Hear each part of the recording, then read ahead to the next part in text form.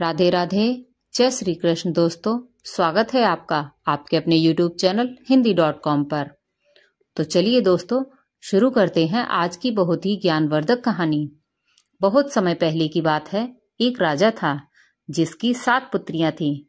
सातों राजकुमारियां बहुत सुंदर थीं, लेकिन जो सबसे छोटी राजकुमारी थी वो सुंदर तो थी ही और समझदार भी थी।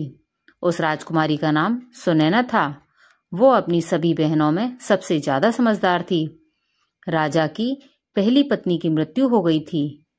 माता की मृत्यु के समय सातों पुत्रियां बहुत छोटी थीं। राजा अपनी बेटियों को बहुत प्यार करता था।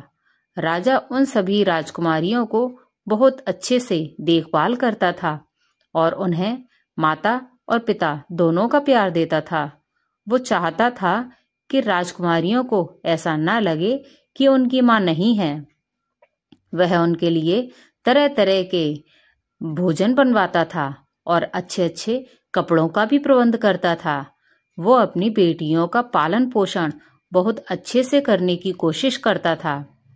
अब धीरे धीरे राजकुमारियां बड़ी होने लगीं और वे अपने पिता महाराज के लिए भोजन बनाकर रख देती थीं। जब भी राजा अपने मंत्रियों के साथ किसी राज्य के कार्य के लिए अपनी राजधानी से बाहर जाता, तब राजकुमारियां उसके लिए खाना बनाकर रख देती थीं और उनके साथ भेज देती थीं। धीरे धीरे समय बीत रहा था। उसके राज्य में राजा का एक प्रधान सेवक था जिसकी मृत्यु हो गई थी। वो भी अपने पीछे अपनी पत्नी और एक छोटी लड़की को छोड़ गया था। वे दोनों प्रधान सेवक के बिना इस संसार में अकेली रह गई थीं। राजा की सातों लड़कियां अपने पिता के लिए भोजन तैयार करती थीं।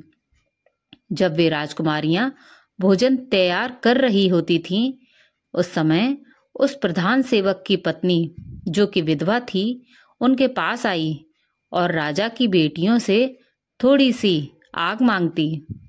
राजा की छोटी बेटी सुनैना को वो औरत बिल्कुल भी पसंद नहीं थी। वो उसे लताड़ देती थी और कहती थी कि अपने घर जाकर स्वयं आग जला लो। तुम रोज रोज हमसे आग मांगने क्यों आ जाती हो? लेकिन उसे उस औरत का बर्ताव बिल्कुल भी अच्छा नहीं लगता था और उस औरत पर इस बात का कोई असर ही नहीं होता था। उसे छोटी राजकुमारी कितना भी लताड़ती, कितना भी मना करती, लेकिन उस पर कोई असर नहीं होता था। राजकुमारी सुनैना की जो 6 बड़ी बहनें थीं, वो अपनी छोटी बहन को बहुत समझाती थीं कि सुनैना शांत रहा करो, वो बेचारी विधवा है और यदि हम इसको थोड़ी सी लकड़ी आग जलाने के लिए दे देंगे, ये उससे आग जला लेगी तो क्या हो जाएगा? देखो, तुम उस औरत से लड़ती झगड़ती रहती हो, इसके साथ ही तुम उसको इतना भला बुरा कहती हो। इसमें उस बेचारी का क्या कसूर है? वो हमारे यहाँ आकर केवल हमारे चूल्हे से थोड़ी सी आग ही तो मांगती है। अपनी बड़ी बहनों की बात सुनकर छोटी राजकुमारी कहती है, कोई बात नहीं, आज तुम्हें मेरी बात समझ नहीं आई, लेकिन देख लेना, एक दिन ये औरत हमारे लिए बहुत बड़ी मुसीबत पैदा कर देगी। ये सिलसिला इसी तरह चलता रहा। वह औरत रोज उनके घर पर आकर आग मांगती और जैसे तैसे सबसे नजर बचाकर राजा के खाने में राख मिला देती, क्योंकि वह विधवा औरत बड़ी दुष्ट स्वभाव की थी। वो जल्दी से जल्दी राख मिला देती और राजा का बना हुआ भोजन खराब कर देती थी। धीरे धीरे राजा को भी अपने खाने में कुछ खराबी महसूस होने लगी। वो जानता था कि उसका खाना उसकी बेटियां बनाती हैं। राजा अपनी पुत्री से बहुत अधिक प्रेम करता था, इसलिए वो समझ नहीं रहा था कि उसकी पुत्रियां उसके खाने को क्यों बिगाड़ देती हैं। उसे इस बात का विश्वास नहीं हुआ। एक दिन राजा ने सोचा कि सच्चाई जानने के लिए मुझे अपनी पुत्रियों पर नजर रखनी होगी, क्योंकि मेरी बेटियां मेरे लिए ऐसा तो नहीं कर सकती कि वो मेरे खाने को बिगाड़ दें। ऐसा सोच विचार करके राजा अपने कक्ष में चला गया। जब उसकी पुत्रियां खाना बना रही थीं, तो वह उन्हें खाना बनाते हुए छिपकर देख रहा था कि मेरी बेटियां किस मकसद के लिए मेरे खाने को खराब करती हैं। ऐसा खराब खाना खिलाकर वो मुझे क्यों मारना चाहती हैं। अपने मन में ऐसा विचार करते हुए राजा अपनी पुत्रियों को देखने लगा, क्योंकि वह अपनी पुत्री से बहुत अधिक प्रेम करता था। उसने अपनी पुत्री को खाना बनाते हुए दीवार के गुप्त झरोके से देखा। वो जानना चाह रहा था कि मेरी बेटियां कैसे खाना बिगाड़ती हैं। उसकी सातों लड़कियां बड़ी सावधानी से चावलों को धो रही थीं और बड़ी स्वच्छता से भोजन को तैयार कर रही थीं। जैसे ही सभी प्रकार के भोजन बनकर तैयार हो गए, तो उसने देखा कि उसकी बेटियों ने बड़ी सावधानी और स्वच्छता के साथ भोजन को चूल्हे से दूर हटाकर रख दिया। इसके बाद राजा ने जो देखा, उसे देखकर वो बड़ा ही आश्चर्यचकित हुआ। राजा ने देखा कि प्रधान की विधवा पत्नी आग लेने के लिए उनके घर पर आई और उसने अपने घर पर भोजन पकाने के लिए आग मांगी। तभी सुनैना उस पर क्रोधित हो गई और उसे खरी खोटी सुनाने लगी। जब देखो मुंह उठाकर आग मांगने चली आती है।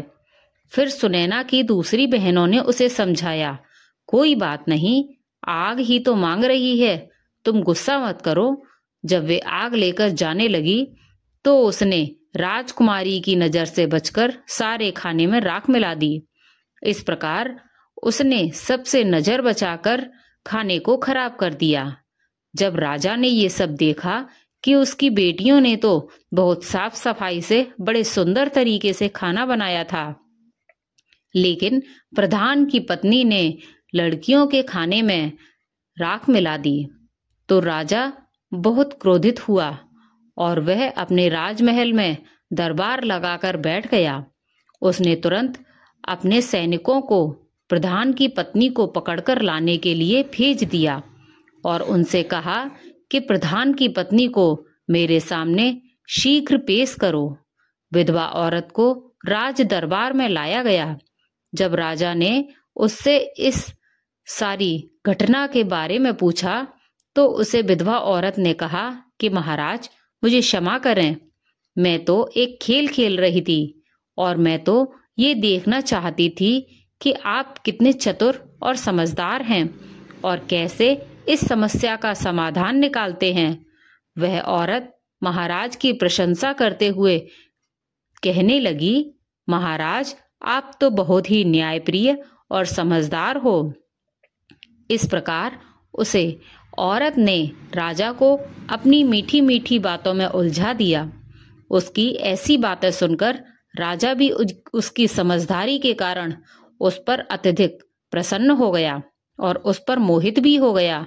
राजा ने उसको दंड देने के स्थान पर उसको रानी बनाने का निर्णय कर लिया और इस तरह उससे विवाह कर लिया। अब वो प्रधान की विधवा पत्नी विवाह करके राजमहल में आ गई। राजा की पहली पत्नी से पैदा हुई सातों लड़कियों से बहुत अधिक नफरत और घृणा करने लगी। वो चाहती थी कि किसी भी प्रकार से ये सातों राजकुमारियां महल से निकल जाएं। राजकुमारी को महल से निकालने लगी और विचार करने लगी, जैसे भी हो उनको किसी भी तरह से महल से भगा देने के बाद राजा की सारी धन संपत्ति के साथ साथ सभी प्रकार के ऐश्वर्य भी केवल उसके लिए होंगे। वह और उसकी अपनी पुत्री अब राज करेंगी। वो चाहती थी कि उसकी अपनी पुत्री राजमहल में राजकुमारी बनकर रहे, उसकी अपनी पुत्री को ज्यादा सम्मान मिले। लेकिन राजा अपनी पुत्री को भी बहुत प्यार करता था। उसको अपनी पुत्रियों के प्रति बहुत ही करुणा और दया थी। राजा अपनी पुत्री को बिल्कुल भी दुख में नहीं देख सकता था। दूसरी और नई रानी हर प्रकार से राजा की पुत्रियों को दुखी देखना चाहती थी। वह उन्हें पूरे दिन कार्यों में लगाए रखती थी, धीरे धीरे राजा की सातों पुत्रियों को खाने के लिए घर पर खाना भी नहीं देती थी। वह उनको खाने के लिए बहुत ही कम खाना देती थी और धीरे धीरे वह उनकी दूसरी जरूरत और सुख सुविधाओं को भी कम करती जा रही थी। इस तरह सातों बहनों पर हर प्रकार से दुखों का पहाड़ टूट पड़ा। इसके विपरीत जो प्रधान की पत्नी बन गई थी, उसे और उसकी छोटी पुत्री को हर प्रकार की सुख सुविधा दी जाने लगी। वह राजकुमारियों की तरह महल में रहने लगी। महल में रानी अपनी बेटी को राजकुमारी बनाकर रखती और उसे एक राजकुमारी की तरह ही जीवन जीने के लिए प्रोत्साहित करती। रानी अपनी पुत्री के लिए अच्छे अच्छे भोजन बनाती, अच्छे अच्छे कपड़े पहनाती और उसके लिए अच्छी अच्छी चीजों का संग्रह करती। राजा पहली पत्नी से जो 7 राजकुमारियां थीं, उन सभी को सभी प्रकार के सुखों से वंचित कर दिया। वे सभी बहाने बहुत दुखी और उदास रहने लगी। दिन बहुत अधिक परेशान होने के कारण वे सातों बहनें महल के बाहर जाकर अपनी माँ की समाधि पर जाकर रोने लगी। वहां जाकर वह अपनी माँ से इस प्रकार से रोने लगी, माँ, क्या तुम अपनी बेसहारा, लाचार, बेबस पुत्रियों को नहीं देख रही हो? हम सब कितनी दुखी हैं। सौतेली माँ हम पर कितने जुल्म ढा रही है। हम भूख प्यास से तड़प रहे हैं। माँ, अब हम क्या करें? धीरे धीरे यह उनका रोज का काम हो गया। अपनी माँ की समाधि पर चली आती और रोती हुई अपनी माँ से अपना दुख कहती। एक दिन जब वे सभी अपनी माँ की कब्र पर बैठकर रो रही थीं, तभी उन्होंने देखा कि उनकी माँ की समाधि पर बहुत ही सुंदर अनार का पेड़ उग आया है। उस पेड़ पर स्वादिष्ट फल लगने लग गए हैं। उन फलों को खाकर अपनी भूख को शांत करने लगी। हर रोज जब उनकी सौतेली माँ उनको खाने के लिए पर्याप्त भोजन नहीं देती थी, तो वे सब अपनी माँ की समाधि पर आकर इस तरह से अनार के फलों को खाकर अपनी भूख को शांत करने लगीं। अपनी सौतेली माँ के द्वारा दिया जाने वाला घटिया भोजन खाना बंद कर दिया और केवल अनार के फलों को खाकर ही जीवित रहने लगीं, क्योंकि वह अनार का वृक्ष एक अद्भुत पेड़ था। उस पेड़ से जितने फलों को तोड़ा जाता, अगले दिन उससे अधिक और अधिक सुंदर और स्वादिष्ट फल लग जाते। उन सब बहनों के लिए भोजन के लिए पर्याप्त होते। उन सातों बहनों की सौतेली माँ अब ये सोचने लगी कि सातों बहनें भोजन भी करती नहीं हैं और मैं भी इन बहनों को खाने के लिए कुछ भी नहीं देती हूँ। मैं इन्हें इतना दुखी करती हूँ, फिर भी ये सभी इतनी सुंदर और स्वस्थ कैसे दिखाई दे रही हैं? इनमें से कोई बीमार भी नहीं लग रही है। इनका आकर्षण भी दिन पर दिन बढ़ता जा रहा है। ये सब कैसे हो रहा है, जबकि अपनी बेटी को मैं इतना कुछ अच्छा अच्छा खिलाती हूँ, तब भी वो इनके आगे फीकी लगती है। इस तरह से अब सातों राजकुमारियां अपनी माँ की समाधि पर जाती, सुंदर स्वादिष्ट फलों को खाती और अपनी माँ का इसके लिए धन्यवाद करती। जब उनकी सौतेली माँ से रहा नहीं गया, तो उसने इसका रहस्य जानने की सोची और एक दिन उनकी सौतेली माँ ने अपनी बेटी को उनका पीछा करने के लिए कहा। उनकी सौतेली माँ की बेटी उनका पीछा करते हुए उसे समाधि के पास पहुंच गई और उसने देखा सातों की सातों बहनें अनार के पेड़ पर फलों को इकट्ठा कर रही हैं। तभी सुनैना ने उसे देख लिया और उसे देखकर सुनैना ने अपनी दूसरी बहनों से कहा, तुम सब क्या देख रही हो? ये लड़की हम सबका पीछा कर रही है, हम सबको देख रही है। चलो हम मिलकर इसको यहाँ से भगा देते हैं, इन अनार के फलों को छुपा देते हैं, नहीं तो ये वहां जाकर सारी बातें अपनी माँ को बड़ा चढ़ाकर बताएगी और ये हमारे लिए बहुत बड़ी परेशानी पैदा कर सकती है। लेकिन सुनैना की दूसरी बहनों ने कहा, अरे नहीं नहीं सुनैना, तुम इतनी परेशान मत हो, ये लड़की तो निर्दोष है, इसकी माँ हमें कष्ट देती है, तो इसमें इसका क्या कसूर है। ऐसा कहकर वे उसे अपने पास बुला लेती हैं और उसको भी खाने के लिए कुछ अनार दे देती हैं। अब वह लड़की अपने घर आकर अपनी माँ से कहती है कि माँ, ये सभी कोई भूखी नहीं रहती हैं, इनकी माँ की समाधि पर एक अनार का पेड़ है, ये सभी उस अनार के पेड़ से फल तोड़कर खाती हैं और उसे पेड़ के फल भी बहुत ही अद्भुत हैं। ऐसा मीठा फल अपने जीवन में मैंने आज तक नहीं खाया। बेटी के मुख से ऐसी बातें सुनकर रानी बहुत गुस्से में हो गई और सोचने लगी, अब मैं इन्हें वहां से फल खाने से कैसे रोकूं। अगले दिन उसने अपना पूरा समय अपने कक्ष में ही बिताया। राजा ने अपने कक्ष में आकर रानी से पूछा, रानी, तुम्हारे दुख और उदासी का क्या कारण है। रानी ने राजा से कहा, मेरे सर में बहुत दर्द हो रहा है और ऐसा लगता है जैसे ये दर्द मेरी जान ले लेगा। अगर कोई मुझे मेरे इस दर्द से मुक्त कर सकता है तो वो अनार का सुंदर पेड़ है जो तुम्हारी पहली पत्नी की समाधि पर बना हुआ है। वो अनार का पेड़ ही मेरा दर्द दूर कर सकता है। राजा के पूछने पर उसने कहा कि उस पेड़ को उखाड़कर उसकी जड़, उसके तने और साथ में उसके पत्तों को पानी में उबालकर जो जल तैयार होगा, उस उबले हुए जल से मेरे सिर की मालिश करने पर, मेरे द्वारा उसका सेवन करने पर मेरे सिर का दर्द ठीक हो जाएगा। रानी की बात मानकर राजा ने उस समय अपने नौकरों को अपनी पहली पत्नी की समाधि पर भेजा और कहा, समाधि पर जो अनार का पेड़ है उसको जड़, तन और पत्तों सहित उखाड़कर मेरे पास यहाँ ले आओ। सेवकों ने तुरंत राजा की आज्ञा का पालन किया और उसे सुंदर अनार पेड़ को जड़ से उखाड़कर ले आए। जैसे रानी ने बताया, ठीक इस प्रकार राजा ने सेवकों द्वारा उस पेड़ के जल को तैयार करवाया। उसे औषधि के रूप में तैयार कराकर फिर रानी के सिर की मालिश की गई और उसे सेवन करवाया गया। सेवन करने के बाद उस क्रूर रानी ने राजा से कहा, अब मैं बिल्कुल ठीक हो गई हूँ और बहुत अच्छा महसूस कर रही हूँ। जब अगले दिन सातों बहनें अपनी माँ की समाधि पर पहुंची तो उन्होंने देखा वहां समाधि पर से अनार का सुंदर पेड़ गायब हो चुका है। ये सब देखकर वे बड़ी परेशान हो गईं और उन्होंने बहुत दुख होकर रोना शुरू कर दिया। अनार का पेड़ न होने के कारण अब वे सभी फिर से भूखी रहने लगीं और दुखी होकर वे अपनी माँ से प्रार्थना करने लगीं।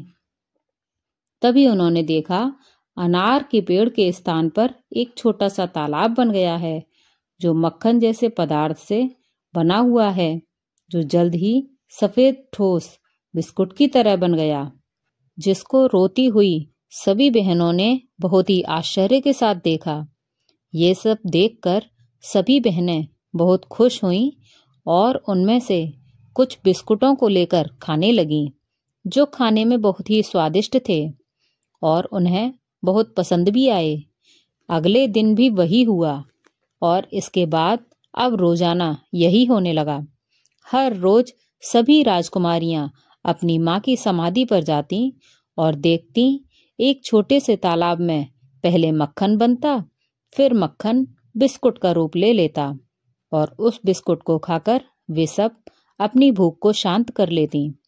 अनार का पेड़ उखड़ जाने के बाद भी सातों राजकुमारी पहले जैसी हालत देखकर रानी परेशान हो गई। उस दुष्ट रानी ने अपनी पुत्री को बुलाकर कहा, मुझे पता नहीं ये क्या हो रहा है। मैंने तो उस अनार के पेड़ को उखड़वा दिया है जो रानी की समाधि पर लगा हुआ था, फिर भी ये सब लड़कियां बिल्कुल भी दुखी नहीं लगती हैं, न ही उदास होती हैं, न बिल्कुल दुबली पतली हो रही हैं। वे तो अपना भजन करती हैं और पता नहीं कहाँ से भोजन करके आती हैं, क्योंकि महल में जो भी भोजन मैं उन्हें देती हूँ उसे तो वे खाती ही नहीं हैं। अब की बार फिर से तुम उनका पीछा करके पता लगाओ। रानी ने अपनी पुत्री से कहा कि वह उन पर नजर रखे और देखे कि क्या माजरा है। पहले की तरह अगले दिन भी सातों बहनें अपनी माँ की समाधि पर चली जाती हैं और जब वे वहां जाकर मक्खन से बने बिस्कुट को खा रही होती हैं, तभी सबसे पहले सुनैना ने सौतेली माँ की बेटी को देखा, जो छुपकर उन पर नजर रखे हुई थी। फिर क्या था, बड़ी बहनों से कहा कि देखो, ये लड़की दोबारा यहाँ आ गई और हम पर नजर रख रही है। चलो हम इस तालाब को ढक देते हैं, जिससे वह इस तालाब को न देख सके। अगर हमने अपने बिस्कुट का थोड़ा सा भी टुकड़ा इसको दिया तो ये जाकर अवश्य ही अपनी दुष्ट माँ को बता देगी और यहाँ हमारे लिए दुर्भाग्य की बात होगी, क्योंकि वह दुष्ट रानी फिर से कोई न कोई षड्यंत्र रचेगी।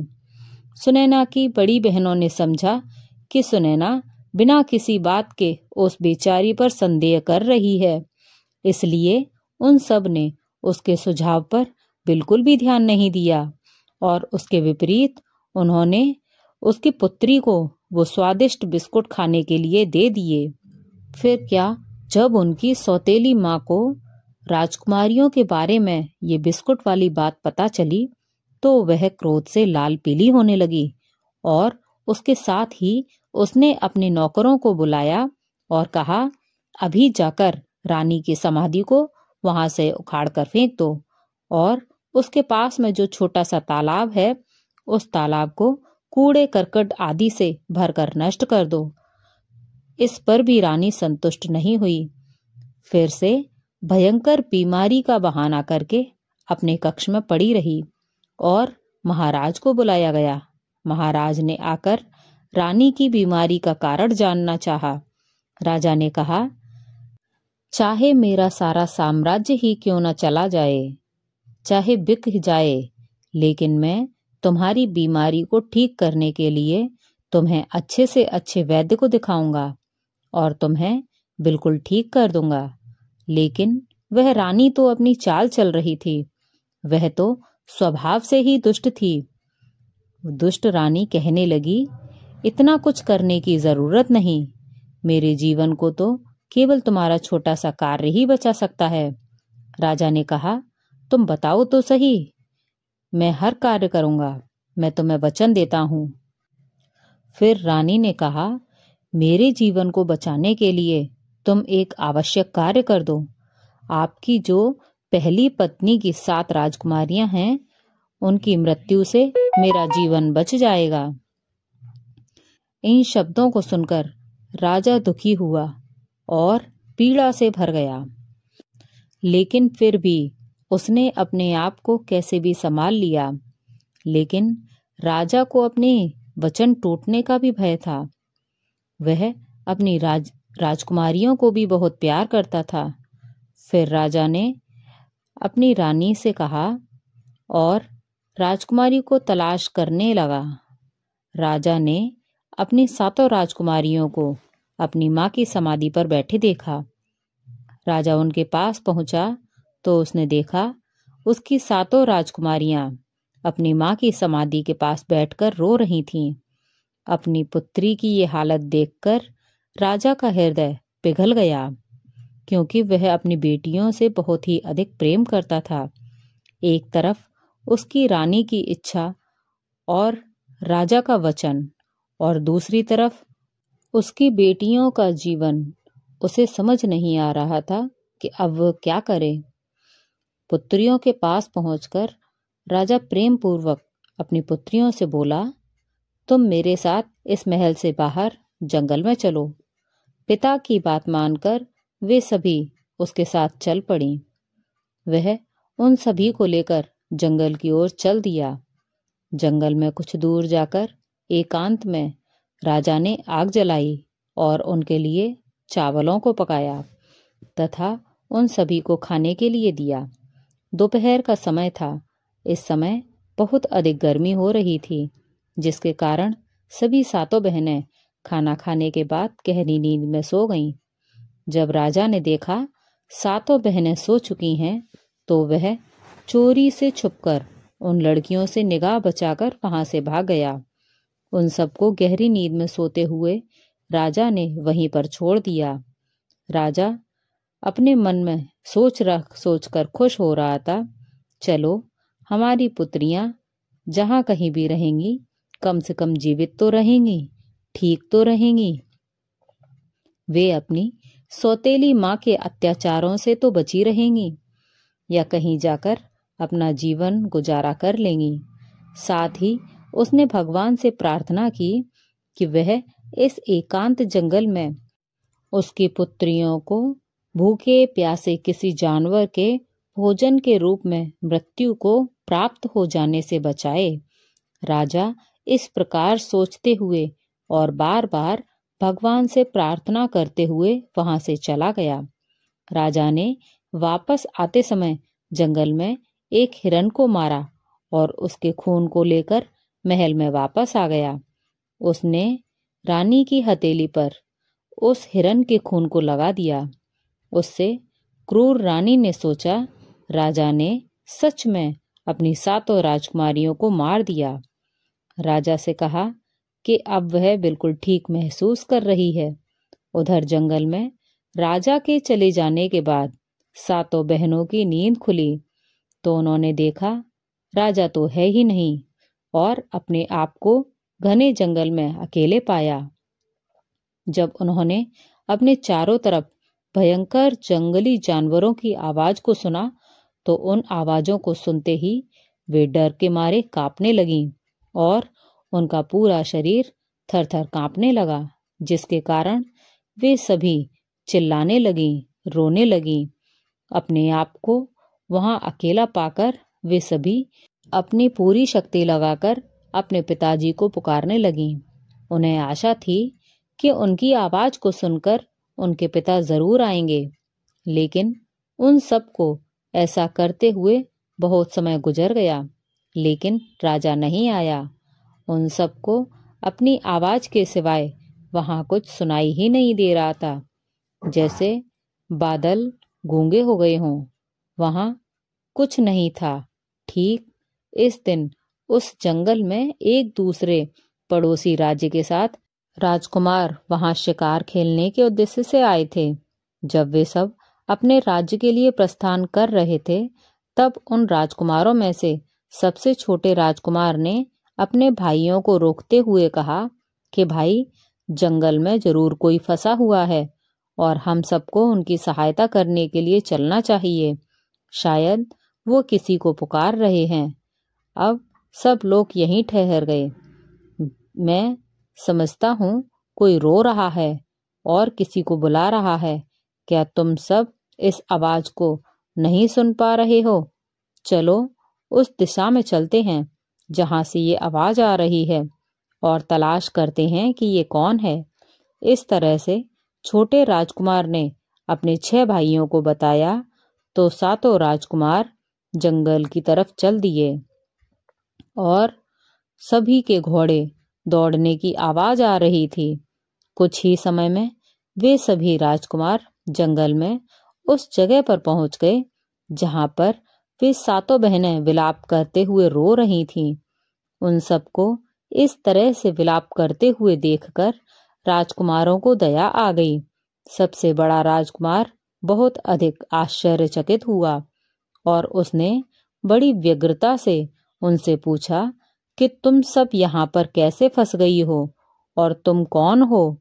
उन राजकुमारों ने अपनी सारी कहानी बताई तथा निश्चय किया कि भगवान की कृपा से ये सातों राजकुमारियां हमें मिली हैं। इनको हमें अपने साथ अपने राज्य में ले जाना चाहिए और इनके साथ विवाह करके इन्हें अपने साथ ही रखना चाहिए। इस तरह से सबसे बड़े राजकुमार ने सबसे बड़ी राजकुमारी से विवाह किया, दूसरे ने दूसरी राजकुमारी से विवाह किया। इसी प्रकार सातों राजकुमारों और सातों राजकुमारियों का विवाह हो गया। जब विवाह कर लिया तो सबसे अधिक बुद्धिमान और सुंदर थी सबसे छोटी राजकुमारी तथा राजकुमारों की शादी राजकुमारियों के साथ हो गई और सातों राजकुमार अपने राज्य में वापस लौट आए। उनकी वापस आने पर पूरे राज्य की प्रजा में खुशी की लहर दौड़ पड़ी। जब शादी को 1 वर्ष हो गया तो छोटी राजकुमारी सुनैना ने एक पुत्र को जन्म दिया। बेटा हो जाने पर परिवार के सभी लोग बहुत खुश थे। उन्हें ऐसा लगता था कि बच्चे के 7 पिता हैं और 7 माताएं हैं। वे सब उसे बहुत प्यार करते थे और सब मिलकर अपने बच्चे की तरह उसका पालन पोषण करते थे। इस तरह धीरे धीरे समय बीतने लगा। वे बहुत खुश थे और इस तरह धीरे धीरे सुनैना का बेटा 2 वर्ष का हो गया। एक दिन 7वें राजकुमार ने अपने भाइयों से कहा कि चलो शिकार खेलने चलते हैं। तब सभी भाइयों के मना करने के बाद वो सुनैना और अपने भाइयों से आज्ञा लेकर शिकार के लिए निकल गया।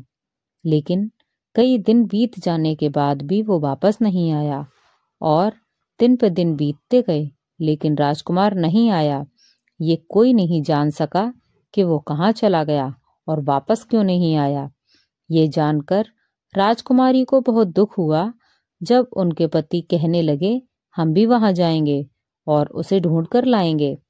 उसके भाइयों ने कहा कि वे अपने भाई के बारे में जाकर देखेंगे और उसके साथ क्या हुआ, वो कहाँ चला गया। वे सभी 6 राजकुमार छोटे राजकुमार की तलाश में राजमहल से निकल पड़े, लेकिन वे 6 भाई भी वापस नहीं आए। ये जानकर सातों राजकुमारियों को बड़ा दुख हुआ। जब उनके पति वापस नहीं आए तो उनके मन में विचार आने लगा कि उनके पतियों को किसी ने जंगल में मार दिया या उनके साथ कुछ गलत हुआ है। धीरे धीरे कुछ और दिन बीत गए, लेकिन सातों भाइयों में से कोई भी वापस नहीं आया। एक दिन सुनैना अपने पुत्र को पालने में झूला झुला रही थी और सभी बहनें नीचे वाले कमरे में बैठकर काम कर रही थीं। ठीक उसी समय कोई महल के दरवाजे पर आया और वो स्वयं को साधु बता रहा था और वो भिक्षा मांगने के लिए आया था। नौकरों ने कहा, तुम महल के अंदर भिक्षा मांगने के लिए नहीं जा सकते। राजा के सभी पुत्र इस समय बाहर गए हुए हैं। हम सबको लगता है वे सब मारे गए हैं और उनकी विधवाओं को तुम्हारे भिक्षा मांगने से परेशानी हो सकती है, इसलिए तुम अंदर मत जाओ। द्वारपाल ने उसे खूब रोकने की कोशिश की, लेकिन उस आदमी ने कहा, मैं साधु हूँ और साधु को भोजन खिलाना, साधु को भिक्षा देना कोई गलत काम नहीं है। लेकिन वास्तव में वो कोई साधु नहीं था, वो तो एक जादूगर था जिसका नाम कालिया था। जादूगर कालिया ऐसे ही महल में घुस रहा था और उसने वहां पर बहुत सी सुंदर वस्तुओं को देखा। अंत में उस कमरे में पहुंच गया जहां राजकुमारी सुनैना अपने छोटे बेटे को पालने में झूला झुला रही थी। जादूगर कालिया ने सोचा, ये तो बहुत सुंदर है और उसके पास चला गया। उसके पास जाकर उसने सुनैना से कहा, मैं तुमको पसंद करता हूँ, तुम मेरे साथ मेरे घर चलो, मैं तुमसे विवाह करना चाहता हूँ। राजकुमारी सुनैना अपने कमरे में इस प्रकार एक अनजान व्यक्ति को देखकर हैरान रह गई। ऊपर से वह व्यक्ति उससे इस प्रकार विवाह करने की बात कर रहा था। राजकुमारी सुनैना ने कहा, मैं शादीशुदा हूँ, मेरे पति हैं, मुझे डर है कि उसकी मृत्यु हो चुकी है, फिर भी मेरा ये छोटा सा बेटा है जिसके लिए मैं निश्चित रूप से यहीं रहूंगी और इसका पालन पोषण करूंगी। दुनिया में जीने के लिए मुझे पति के अलावा अपने बेटे के सहारे की जरूरत है जो मेरे पास है। जादूगर ने उसे बहुत से लोभ प्रलोभन दिए, लेकिन राजकुमारी सुनैना जादूगर की बातों में नहीं आई और उसने कहा कि मैं इसके पिता को तलाश करूंगी तो इसका पिता जरूर मिलेगा। लेकिन वह जादूगर ना सुनने के लिए तैयार नहीं था और उसे बड़ा गुस्सा आया कि राजकुमारी मेरे साथ विवाह करने के लिए राजी नहीं हो रही है। उसने उस राजकुमारी को बहुत बार समझाने की कोशिश की, लेकिन सुनैना ने क्रोधित होकर कालिया जादूगर को वहां से जाने के लिए बोल दिया। जादूगर कालिया सुनैना पर बहुत क्रोधित हो गया और उसने सुनैना को अपने जादू के जाल में फंसा लिया और एक छोटी सी कुत्ते में बदल दिया। जादूगर कालिया ने कहा, तुम अपनी इच्छा से मेरे साथ नहीं चलोगी तो मेरी इच्छा से, मेरी शक्ति से मेरे साथ चलोगी।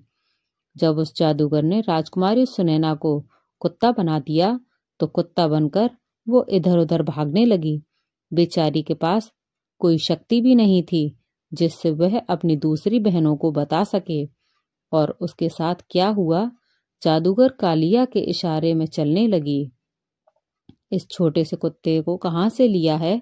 जब द्वारपालों ने पूछा तो जादूगर ने जवाब दिया कि राजकुमारी ने इस कुत्ते को मुझे उपहार के रूप में दिया है। ये सुनते ही द्वारपालों ने उनसे कुछ नहीं कहा और दरवाजे से बाहर जाने के लिए बोल दिया। कुछ समय बाद सुनैना की दूसरी बड़ी 6 बहनों ने अपने भांजे को रोने की आवाज सुनी। जब वे सीढ़ियों से चढ़कर उसके कमरे में गईं तो उन्होंने देखा वहां कमरे में कोई भी नहीं था। उन्होंने चारों ओर देखा लेकिन उन्हें सुनैना कहीं भी दिखाई नहीं दे रही थी। फिर उन्होंने सेवकों से पूछा तो उन्होंने बताया कि कोई साधु आया था। उन्होंने उस साधु को कुत्ते के बारे में भी बताया। राजकुमारी ने अंदाजा लगा लिया, जरूर सुनैना के साथ कुछ बड़ा हुआ है और वो हमें छोड़कर चली गई है। उसके साथ जरूर कोई षड्यंत्र रचा गया है। और बहुत कोशिश करने के बाद भी न तो राजकुमारों का कोई पता लगा न ही सुनैना का कोई पता लगा। धीरे धीरे समय बीत रहा था और अब सुनैना का बेटा 14 साल का हो गया था। एक दिन उसकी मौसियां उसे अपने परिवार का इतिहास बताने लगीं। राजकुमार ये सब कुछ बड़े ध्यान से सुन रहा था। राजकुमार अपने माता पिता के बारे में सुनकर बहुत दुखी हो गया। वह राजकुमार अपने माता पिता को ढूंढने के लिए बड़ा उतावला हो उठा। उसने संकल्प कर लिया कि वो संसार में कहीं भी हों, किसी भी कोने में हों, अपने परिवार वालों को ढूंढकर जरूर लाएगा। अपने इस संकल्प को अपनी मौसियों को बताया कि वह अपने माता पिता और ताऊओं को, यदि वे सब मिल गए तो सबको ढूंढकर अपने घर वापस लेकर आएगा। मौसियों को उसके दृढ़ संकल्प के बारे में जानकारी होने पर सब उसे रोकने लगी। वे उसे रोकने लगी वह अपना विचार बदल ले और कहने लगी कि बेटा, जो लोग जाने थे वो लोग तो चले गए। हमने अपने पतियों और अपनी बहन को तो खो दिया, अब हम तुम्हें खोना नहीं चाहते।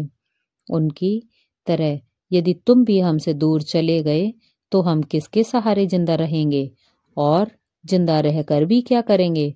तब लड़के ने अपनी मौसियों से कहा, तुम मुझे मत रोको, अगर यह संभव हुआ तो मैं अपने साथ अपने माता पिता और ताऊओं को लेकर जल्दी वापस आऊंगा। फिर इस तरह से वह अपनी यात्रा पर चल दिया, लेकिन कई महीने तक कुछ भी नहीं समझ सका और किस प्रकार वह अपने सगे संबंधियों को तलाश करे। और अंत में जब उसने हजारों किलोमीटर की थकने वाली यात्रा को पूरा किया, तब तक वह पूरी तरह निराश हो चुका था। उसको अपने माता पिता और ताऊ के बारे में किसी प्रकार की कोई सूचना प्राप्त नहीं हुई। इसी बीच में एक ऐसे देश में पहुंच गया जो पूरी तरह से पत्थरों का देश था। वहां पर बड़ी बड़ी काटने पेड़ के अतिरिक्त एक बहुत ही बड़ी ऊंची पत्थर की कठोर इमारत थी, जिसके एक किनारे पर एक छोटा सा मकान बना हुआ था जिसमें एक माली रहता था। जब वह उस इमारत को देख रहा था तभी माली की पत्नी ने उसको देख लिया और भागकर उसे घर के बाहर आ गई और कहने लगी, अरे बच्चे, तुम कौन हो और तुम इस खतरनाक स्थान पर आने की हिम्मत कैसे की। उस लड़के ने कहा, मैं राजा का बेटा हूँ। मैं अपने माता पिता और ताऊओं को ढूंढने आया हूँ। मेरी माँ को एक दुष्ट जादूगर द्वारा पकड़ा गया है। उन्होंने उसे कुत्ता बनाकर अपने साथ ले गया। उसकी बात सुनकर माली की पत्नी ने कहा, यह देश और यहाँ स्थान एक महान जादूगर का ही है। उसके पास हर प्रकार की शक्ति है। जो भी व्यक्ति उसकी आज्ञा का नहीं मानता है, उसका अपमान करता है, उसको वह अपनी जादू की शक्ति से पत्थर या पेड़ बना देता है। तुम यहाँ पर जो भी कितने भी प्रकार के पेड़ और पत्थर देख रहे हो, वे सभी जीवित प्राणी थे। सबको हमारे मालिक जादूगर ने अपनी शक्ति से इस रूप में बना दिया है। कुछ समय पहले एक राजा आया था। उसकी कुछ समय बाद उसके 6 भाई भी यहाँ पर आए। जादूगर ने उन सबको पत्थर और पेड़ में बदल दिया। केवल यही लोग दुर्भाग्यशाली लोग नहीं थे। इनके अतिरिक्त एक बहुत सुंदर रानी, जिसको उसने बड़ी इमारत में कैद करके रखा है, जिसको जादूगर ने पिछले 12 सालों से कैद कर रखा है। जादूगर उससे विवाह करना चाहता है, लेकिन वह जादूगर से नफरत करती है। माली की पत्नी की बातें सुनकर छोटे राजकुमार ने विचार किया, अवश्य ही ये सब मेरे माता पिता और मेरे ताऊ ही हैं। आखिरकार अंत में मैंने उन सबको खोज ही लिया, जिसके लिए मैं इतने समय से भटक रहा था। इसके बाद उसने अपनी कहानी उस माली की पत्नी को बताई और उससे प्रार्थना की कि वह उसकी सहायता करे। उसने उस माली की पत्नी से कहा कि वह उन बेकसूर और लाचारी लोगों के बारे में अधिक जानकारी दे। उसने माली की पत्नी से विनती की वह लाचारी लोगों को कुछ जादूगर से बचाने में उसकी मदद करे। माली की पत्नी ने उसकी बात सुनकर को उसकी बात मान ली। उसने सोचा कि हो सकता है इसकी मदद करके हम भी इस जादूगर से बच जाएं, क्योंकि वह भी उनके जुल्मी के शिकार थे। इसलिए उसने उस लड़के का साथ देने के लिए हामी भर ली। अब इस तरह से दोनों आपस में मित्र बन गए और माली की पत्नी ने उसको अपना रूप बदलने के लिए कहा।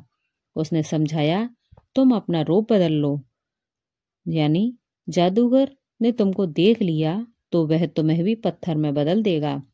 राजकुमार तैयार हो गया और माली की पत्नी ने उस राजकुमार को अपनी एक साड़ी पहना दी और उसे बता दिया, आज तुम सबकी नजरों में मेरी पुत्री हो। उसके थोड़े समय बाद ही एक दिन जैसे ही जादूगर कालिया अपने सुंदर बगीचे में घूम रहा होगा, तभी वहां एक छोटी लड़की को देखकर उस जादूगर ने माली की पत्नी को अपने पास बुलाया और उससे पूछा, यह लड़की कौन है? तो माली की पत्नी ने कहा कि वह उसकी पुत्री है। इस तरह से जादूगर और राजकुमार की पहली मुलाकात हुई। राजकुमार एक लड़की के भेष में जादूगर से अपनी पहचान छुपाकर मिलता है और जादूगर उसको देखकर उससे कहता है, तुम बहुत ही सुंदर हो। कल तुम वहां बड़ी इमारत में रहने वाली सुंदर औरत को मेरे लिए उपहार लेकर जाओगी। जादूगर की बात सुनकर छोटा राजकुमार बहुत खुश हो गया कि कल वह अपनी माँ के लिए उपहार लेकर जाएगा। जादूगर से मिलने के बाद वह तुरंत माली की पत्नी के पास गया और इस बारे में उसने उसको बताया और विचार विमर्श करने के बाद उसने निश्चय किया कि वह इसी भेष में रहेगा, क्योंकि इस देश में उसको कोई पहचानता नहीं है। उसने निर्णय लिया कि उचित अवसर आने पर वह अपनी माँ को चुरा लेगा। और जब सुनैना की शादी राजकुमार के साथ हुई थी, तब राजकुमार ने उसको एक छोटी सी अंगूठी दी थी, पर उसका नाम लिखा हुआ था। उसी अंगूठी को सुनैना ने तब अपने पुत्र की उंगली में पहना दिया था, जब उसका पुत्र बहुत छोटा सा बच्चा था। जब उसका पुत्र समय के साथ बड़ा हुआ तो उसकी मौसियों ने उस अंगूठी का आकार राजकुमार की उंगली के आकार का बनवाकर उसकी उंगली में पहना दिया। इस तरह अंगूठी उसे राजकुमार ने उसकी उंगली में अभी भी पहन रखी थी। माली की पत्नी ने राजकुमार को सुझाव दिया, तुम कुछ ऐसा इस गुलदस्ते में छुपा कर रख दो जिसे देखकर तुम्हारी माँ तुम्हें पहचान जाए। ये सब इतना आसान नहीं होगा, क्योंकि एक दरबारी हमेशा बेचारी राजकुमारी सुनैना के ऊपर नजर रखता है। कैद में होने के कारण उसकी हर समय शक्ति से निगरानी रखी जाती है।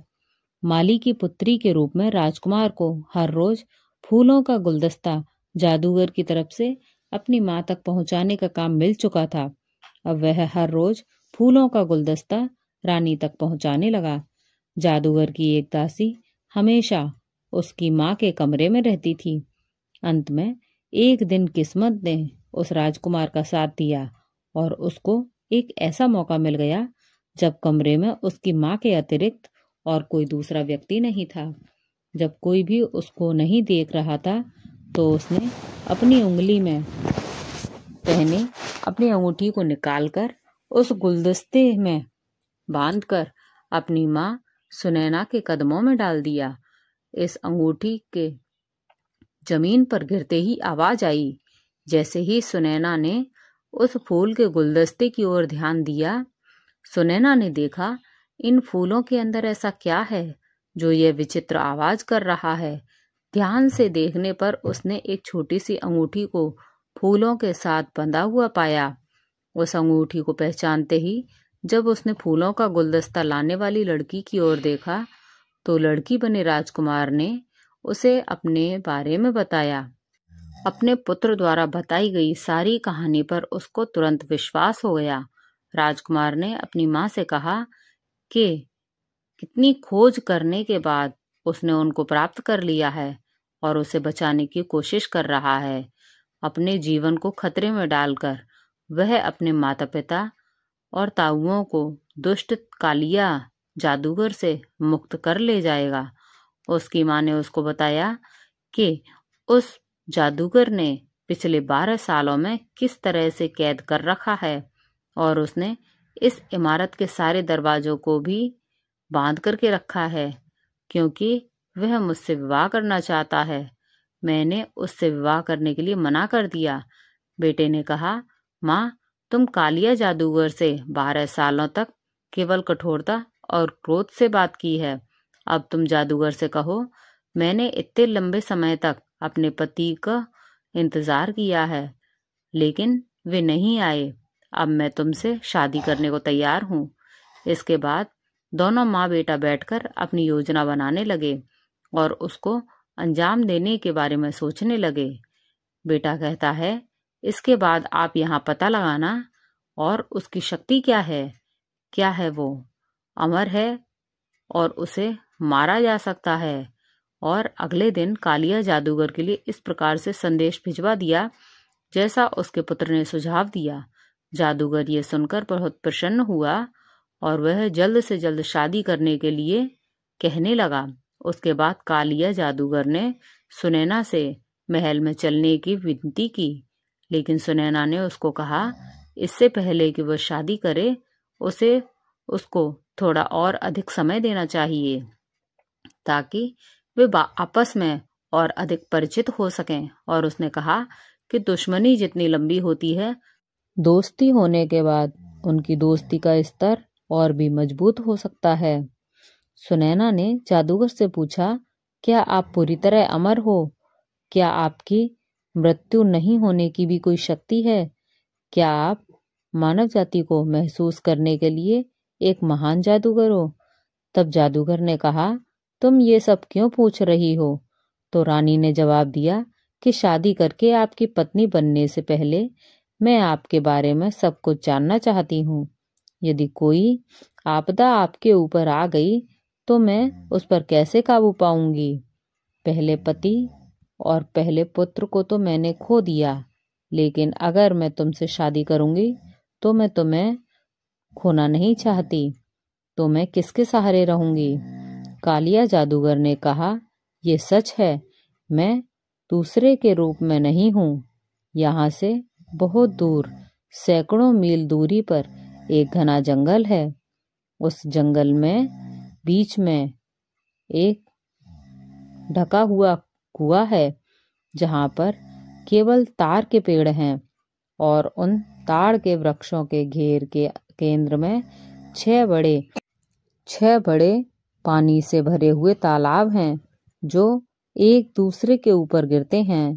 तालाब के नीचे एक छोटा सा पिंजरा है जिसमें एक हल्के रंग का तोता रहता है। ये जीवन भर मेरे जीवन पर निर्भर है, तो तोता के मारे जाने से ही मैं मरूंगा। जादूगर ने कहा, हालांकि यह कम असंभव है। तोता तो किसी प्रकार से चोट नहीं पहुंचाई जा सकती। उसे तोता को सुरक्षित बनाए रखने के लिए मैंने वहां पर बहुत बड़े बड़े लोगों को नियुक्त कर दिया है। जो भी उस जगह के आसपास नजर आएगा उसे तुरंत मार दिया जाएगा। जादूगर के डर से सुनैना को अपने पुत्र को वहां जाने से मना किया। अपनी माँ के समझाने के बावजूद राजकुमार ने जवाब दिया, माँ, जब तक मैं उस तोता को पकड़कर नहीं लाता तब तक मेरे पिता और मेरे ताऊ दुष्ट जादूगर की कैद से मुक्त नहीं हो सकते। डरो मत, मैं जल्दी वापस आऊंगा। इस तरह जादूगर से अच्छे से बात करना, हंसकर बोलना, तुम उसके साथ अपने विवाह की बातचीत चालू रखना। राजकुमार अपनी माँ को जल्दी ही वापस लाने के वचन देकर तोता की तलाश में निकल पड़ा और थकने वाली सैकड़ों मील की लंबी यात्रा के बाद आखिर में राजकुमार एक बड़े और घने जंगल में पहुंच गया। तब तक लंबे समय से लगातार चलते रहने के कारण वह पूरी तरह से थक चुका था। वहां जंगल में वह एक बड़े छायादार पेड़ के नीचे आराम करने लगा और कुछ ही समय में ठंडी हवा चलने के कारण उसको नींद आ गई। थोड़ी देर बाद कुछ शोर होने के कारण उसकी आंखें खुल गईं। उसने इधर उधर देखा तो उसकी निगाह एक विशाल सांप पर पड़ी जो उसे पेड़ पर चढ़ने का प्रयास कर रहा था। पेड़ के नीचे राजकुमार आराम कर रहा था। उस पेड़ के ऊपर की शाखाओं पर एक चील के जोड़े ने अपना घोंसला बना रखा था और उसे घोंसले में चल के चील के दो छोटे छोटे बच्चे बैठे हुए थे। चील के वो बच्चे इस समय घोंसले में अकेले थे। उन्होंने अपनी तरफ बढ़ते हुए सांप को देख लिया और सांप को देखते हुए वे डर के मारे चिल्ला रही थीं। उन चील ने दो निर्दोष बच्चों पर आने वाले खतरे को देखकर राजकुमार ने तुरंत ही अपनी तलवार निकाल ली और उसके सिर के दो टुकड़े करके उसे मार दिया। अभी कुछ देर ही हुई थी तब राजकुमार ने हवा में सरसराहट की आवाज को सुना और उस घोंसले में बैठे दो चील थीं। अपने बच्चों के लिए भोजन लाने के लिए शिकार पर गए थे। बच्चों के लिए हुए भोजन को घोंसले में छोड़कर उन्होंने इधर उधर देखा। उन्होंने जल्दी ही मारे हुए सर को और उसके समीप ही तलवार पकड़कर खड़े हुए राजकुमार को भी देखा। ये सब देखकर वे दोनों चील उड़कर राजकुमार के पास गए और उन बच्चों की माँ राजकुमार से कहा कि हमारे बच्चों के रक्षक यह निर्दय पिछले कई सालों से इसी तरह मेरे निर्दोष बच्चों को खाकर अपना पेट भरता था, लेकिन आज तुमने इस विषधारी को मारकर मेरे बच्चों के जीवन की रक्षा की है। हमारे बच्चों के प्राण बचाने के लिए हम आपके आभारी हैं। अगर तुम्हें किसी भी प्रकार से हमारी जरूरत पड़े तो हमें याद करना, हम तुम्हारी सेवा के लिए जरूर उपस्थित हो जाएंगे। और तुम हमारे इन दोनों बच्चों को अपने साथ ले, जो तुम अपने सेवक की तरह इन्हें अपने पास रखना। यह सुनकर राजकुमार बहुत अधिक खुश हो गए। उनके पूछने पर राजकुमार ने उन्हें अपनी पूरी कहानी बताई। उन्होंने कहा, इस जंगल में तुम्हारे बताए हुए स्थान को ढूंढने के लिए हम तुम्हारी मदद कर सकते हैं। इसके बाद उन दोनों चीलों ने अपने पंखों को फैलाया और उस राजकुमार को बिठा लिया और उसे लेकर वे आकाश मार्ग से यात्रा करने लगे। वह उस राजकुमार को अपने पंखों पर बैठाकर बहुत दूर दूर तक ले गए। जब वे उसे लेकर घने जंगल में पहुंच गए तो एक स्थान पर उन्होंने गोल घेर में बहुत सारे ताड़ के पेड़ कतार से खड़े हुए देखे। आकाश से मैं अपने सर को उठाकर उसके मध्य में 6 पानी से भरे तालाब भी थे। यह एक दिन दोपहर का समय था। इस समय गर्मी बहुत अधिक पड़ रही थी। चारों तरफ वृक्षों पर बैठे जन्नत रक्षाकर और शैतान भी गहरी निद्रा में सो रहे थे। यह किसी भी साधारण व्यक्ति के लिए असंभव था कि कोई साधारण व्यक्ति इन राक्षसों का आमने सामना कर सके। इस बीच चील ने अपने मजबूत पंखों के साथ नीचे की तरफ उतारने लगे। जब वह जमीन से थोड़ा ही ऊपर थे, तभी वह राजकुमार चील के पंखों से नीचे जमीन पर कूद पड़ा और उन चीलों के साथ मिलकर राजकुमार ने केवल एक ही प्रयास में उन सभी 6 पानी से भरे तालाब को प्रदूषित कर दिया। इसके बाद उसके अंदर से जाने वाली सीढ़ियों से होकर राजकुमार उसे हल्के रंग वाले तोते के पास पहुंच गया। राजकुमार ने उस तोते को पकड़कर कपड़े में लपेटकर लवादे में जब में डाल दिया।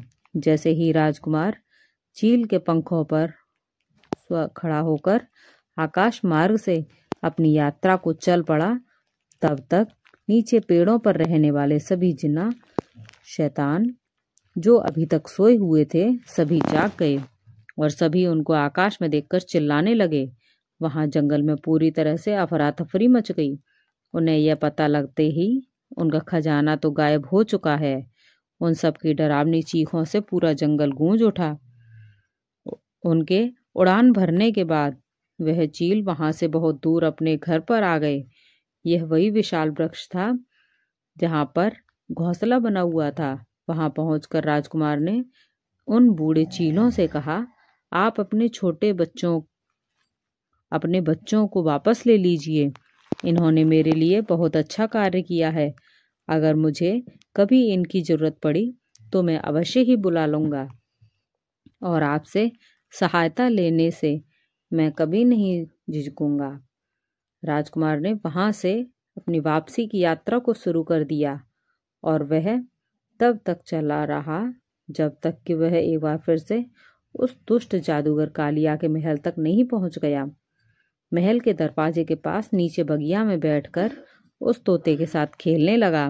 जादूगर कालिया ने उसे अपने महल की खिड़की से देखा और तुरंत भागकर उस राजकुमार के पास आया और कहा, मेरे बच्चे, तुम इस तोते को कहाँ से लेकर आए हो?